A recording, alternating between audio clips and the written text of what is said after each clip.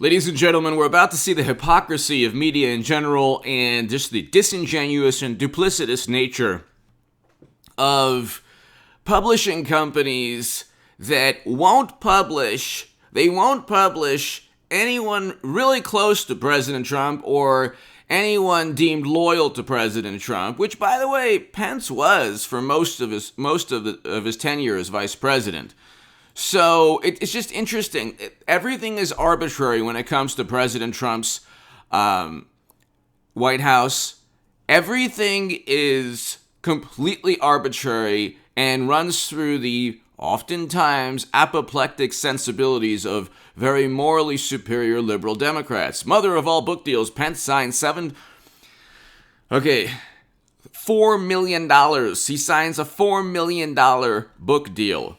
$4 million, $3 to $4 million for 2 books. Okay, so $2 million per book. Now, check out my segment prior to this one. President Trump has supported or backs Mike Pence, so the joke's on them. I don't believe Mike Pence is going to write, I could be wrong on this, but I don't believe Mike Pence is going to write a tell-all book about how horrible and horrendous it was because he wants to run for president in 2024. It ain't going to work. If President Trump runs, and I hope he does, I think he will, there's no competition. He'll be the GOP nominee. Everyone knows that. Even Mitt Romney knows that. But here you have Pence seen as the good guy. You know, the only person that's palatable for Democrats. The only person that they can say, well, we don't like him, but he's better than Trump. He would be more conservative than President Trump on a whole bunch of things. But see, again, Democrats just don't like his personality. Trump's personality is likened to all the despots and authoritarians, even though President Trump signed prison reform legislation and on May 1st, 2021, negotiated a deal to bring Americans out of our longest-running military conflict. So, usually totalitarian regimes don't sign prison reform. They're not really known for prison reform legislation and limiting or removing a military presence from regions of the world. President Trump did that. He was also the first president to step foot in North Korea to begin détente between North and South Korea. President Moon Jae-in of South Korea stated that Trump deserved the Nobel Peace Prize. You don't, there's no credit. He gets no credit. So Pence is going to try to take credit for all the accomplishments, renegotiating NAFTA into the USMCA. These are all President Trump's accomplishments. But of course, in the $4 million book deal, Pence is going to say, okay, well, I was really integral in making this happen and that happen. And so it's going to be a situation where he simply can't tear down the past 4 years. He's going to have to. It's interesting because he served as a hero. Like, Pence was useful in the beginning in setting up and framing Michael Flynn. Well, Michael Flynn didn't tell Pence that. It's like, who cares? So Pence and Michael Flynn did nothing wrong. Like, nothing wrong. The only thing they got Michael Flynn on, which was a fabricated setup, was allegedly lying to an FBI official, who, by the way, was caught with text messages saying, "We'll stop Trump." So that's where the political momentum is at the moment. Anything that undermines Trump, anything, will just be overlooked. And if somebody close to President Trump, his own vice president, if that helps foster this narrative that, oh my God, Trump is a tyrant, well, we'll go with it, even though, like I said, Pence is actually more conservative on a lot of issues than President Trump. Hit subscribe to this channel right now. I'll read you this. Mike Pence has signed a 2-book deal for his memoir. And it's interesting, too. At the end of his presidency, he was viewed as... Really quickly, the notion that he's disloyal or that people are disloyal to Trump, every Trump supporter... I've thought about this. You cannot demand loyalty in politics. You have to give incentives. In politics, the Democratic Party is a finely tuned political machine. Hit subscribe to this channel right now because I was a lifelong Democrat before I voted for President Trump. I was the biggest Bernie Sanders booster on the internet, according to the Huffington Post, and the unofficial scribe of Sanders' most hardcore voters, according to the Washington Post. This is how Democrats work. Bernie Sanders is completely railroaded and cheated. Then he's quiet, and then they still investigate him, but then nothing comes out of that investigation because it was fabricated, or if it was just, there was nothing to it. But media tried to paint him as a villain, and then media painted him as this crotchety, oh, look at his, oh, look, I'm relaxing with my mittens, kind of like Mittens Romney, but I'm actually wearing these gigantic mittens, and I'm going to turn myself into a meme after $200 million was taken from my voters in 2016. They made a big deal of Trump refunding $100 million or $122 million. At least he refunded the money.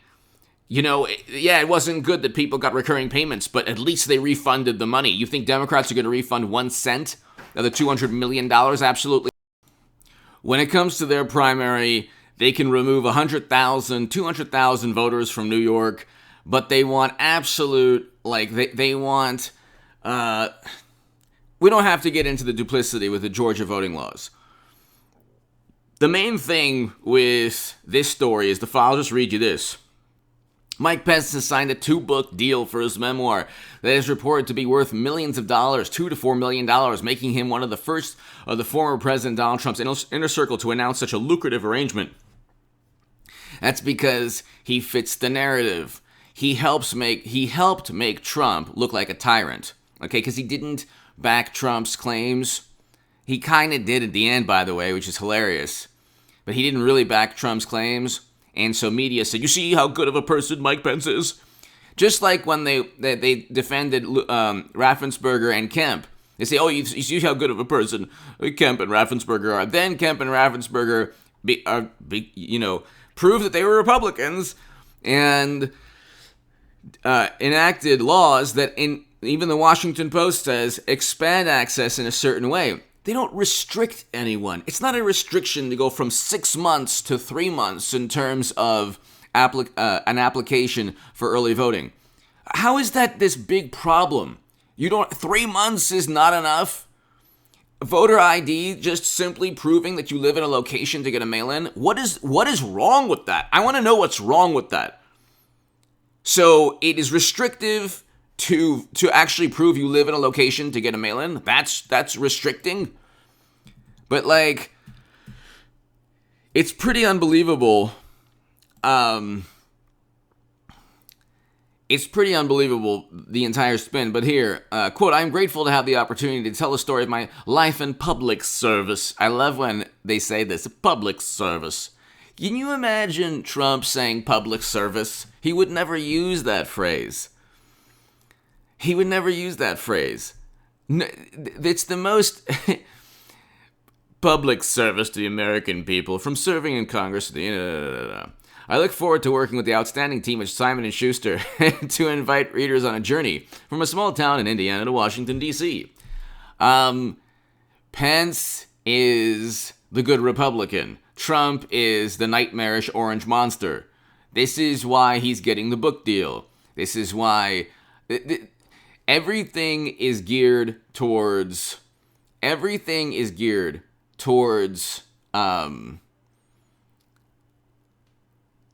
making Trump look like a horrible human being. And if people listen to this, they say, well, he already is. I mean, no, he's not. You sign prison reform legislation. You allocate more funding to historically black colleges and universities than any president ever. You preside over the Abraham Accords, peace between Israel, UAE, Bahrain, Morocco. You had record low unemployment throughout most of your tenure. The pandemic response was not Trump's fault. It's not Trump's fault that Andrew Cuomo put elderly infected people into elderly care facilities, and Phil Murphy and Andrew Cuomo preside over the number 1, number 2 highest per capita rates and worst outcomes. That's not Trump's fault, and God bless the people of New York and New Jersey. President Trump accomplished great things, reversing U.S. foreign policy to now Biden has to say, okay, God, we'll stay a little longer, even though we were supposed to leave completely with President Trump. So, he did good things compared to President Obama, who's a wonderful human being, a good man, who presided over a failed NATO intervention that absolutely obliterated the country and turned it into a failed state. So is he a good human being? Is he a good man? President Obama is a good human being for presiding over a NATO intervention. It was for a good cause. It's like, no, that's not how you judge people. If people preside over absolute unmitigated catastrophes, and again, the pandemic was not Trump's fault. And you can say, oh, his response. Yeah, look at the response of all the states that had the worst outcomes. Just go a little bit further in the, you can start with an irrational viewpoint, it's all Trump's fault, and then maybe veer out into the governors, Democratic governors. Gee, maybe they had something to do with Trump's alleged horrible response. Do you think that these Democratic governors, if Trump actually said everything that all the experts would say at the end of the day, you think, because the experts changed their tune numerous times, you think they would listen to Trump? They didn't even in the beginning. They're like, oh, don't take it that seriously. Eric Swalwell, check out his past tweet pertaining to facial coverings. Check out what he wrote just to spite Trump, which proved out to be a dreadfully wrong tweet. But anyway, $4 million. You're looking, ladies and gentlemen, at the